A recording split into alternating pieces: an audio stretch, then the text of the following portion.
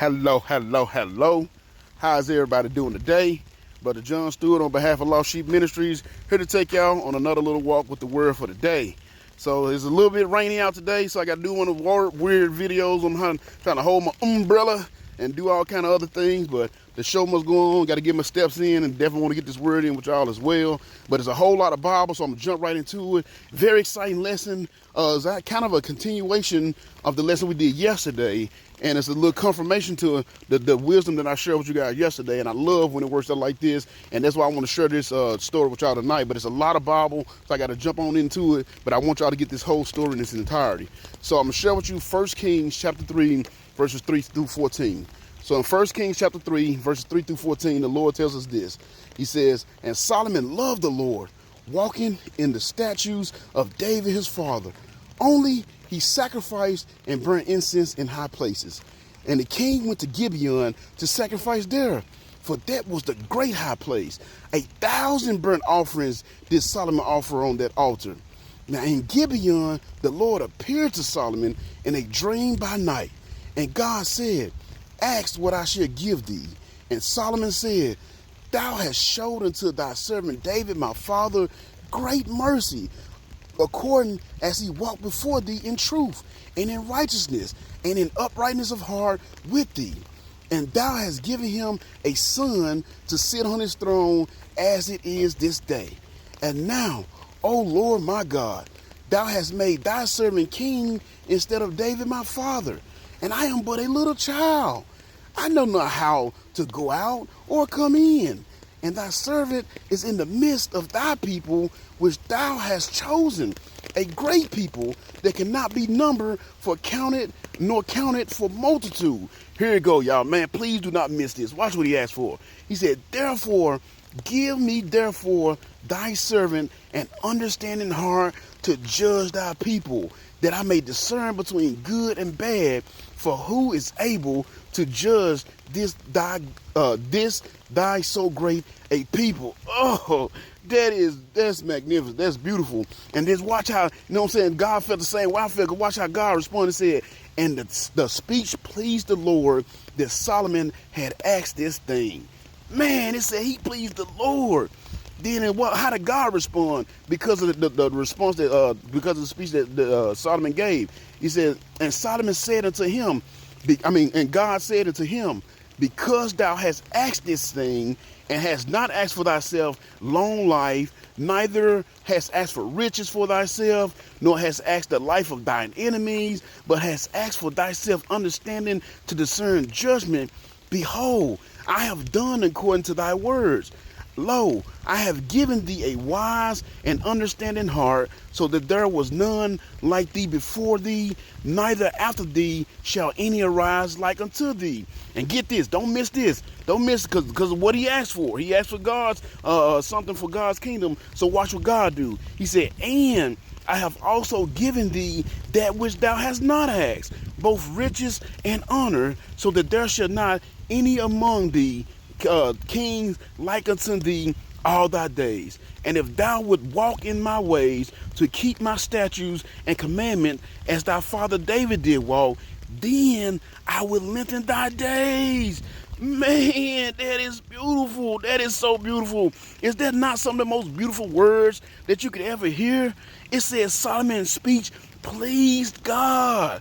Man, I apologize to y'all. I know there was a whole lot of Bible, and I was bumbling on through it. But it's just, I had to give you, especially with this being a 10-minute video, but I wanted you to see that whole story in its entirety. It's important for you to see that. You know what I'm saying? I wanted to get that whole story in time because it's confirmation of what I shared with y'all in the video yesterday. The video I did that I titled it God First. You know what I'm saying? This is basically part 2 of that video. But again, you're getting to see the results of that action item that I told you guys that you should do in yesterday's video. And just in case you're watching this randomly and this is your first time watching it and you're not watching it in order or you watch it on a daily basis, I did a video the day before. It's titled God First. Go to my page, watch that video. If you watch that, you'll understand what I'm talking about here today.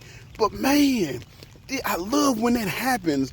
You know what I'm saying? When I teach something or I tell somebody something, or, you know what I'm saying, and it aligns perfectly with the Bible, or the Lord will do something to confirm that what I said was truth, which this story is confirming everything that I said yesterday. You know, I love when it happened because it showed me that wasn't me. You know what I'm saying? That came from the Spirit of God, and I just loved when it happened so I can give him glory for it. You know what I'm saying? Because in yesterday's video, I briefly spoke about how you'll be able to get the desires of your heart, because once you really start serving the Lord, the desires of your heart will be for his kingdom. And that's exactly what happened here in this story today to Solomon. You see, because you got to understand, Solomon had just recently became king. You know what I'm saying? But he realized he wasn't just a regular king over some regular people.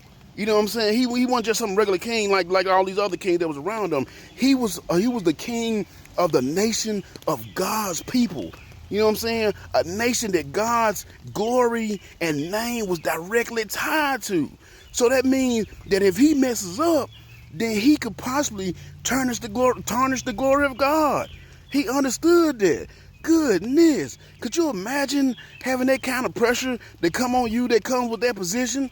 You know what I'm saying? And obviously Solomon was already wise enough at the time to realize that, because he was aware of this truth. So his heart's desire wasn't like what normal kings would be or normal leaders would be. Because most of when you get especially today's time, you get a leader in there, most of them, they want to desire power, or they want more wealth, or they want superiority for their kingdom or a long life. That's normally what they would ask for. But not Solomon. He was wise, like, man, God, these are your people, and I got to lead your people. Your name and your glory is tied to this. You know what I want? You know what I'm saying? I want to desire to have the things that's going to benefit your kingdom. I want wisdom.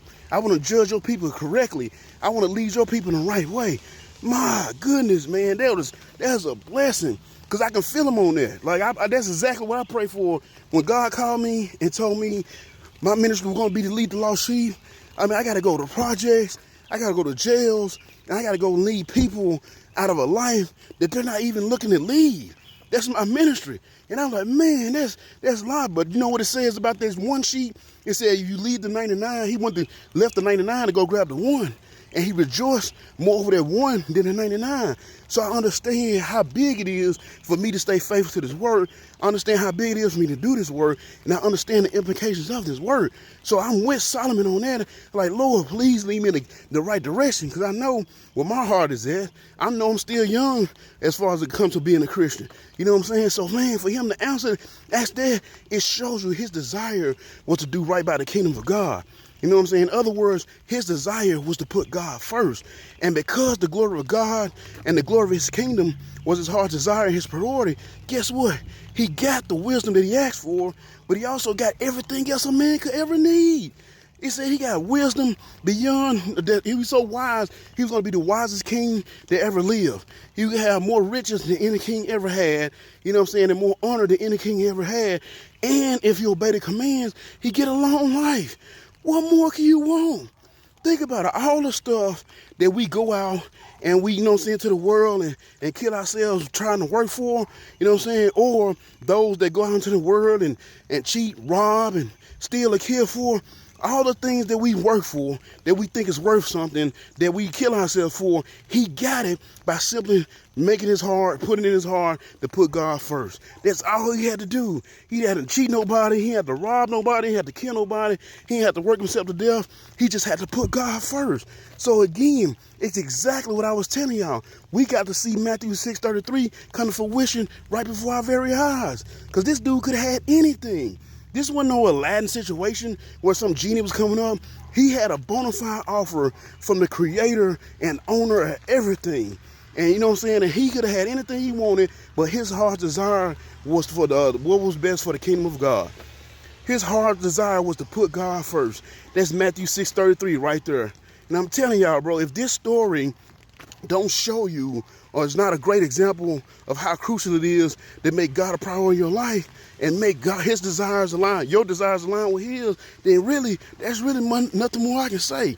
And that has been your little walk with the word for the day. I pray these are blessing y'all. If they are, make sure you like, tag, share, comment, save, repost, do all that stuff to give me an algorithm, help me out. Make sure you give me a follow so you can follow me as I follow Christ. You want to catch my full sermons, catch me on Facebook Live Monday nights, 7 p.m. Central Standard Time. And I post them on my YouTube page. You need to find all my little social media outlets. Just go to lostsheepministries.com. If you're not 100% sure about your salvation, reach out to me and let me know. I'll put some time and schedule to go to the gospel with you. I love you all. Until next time, watch your back.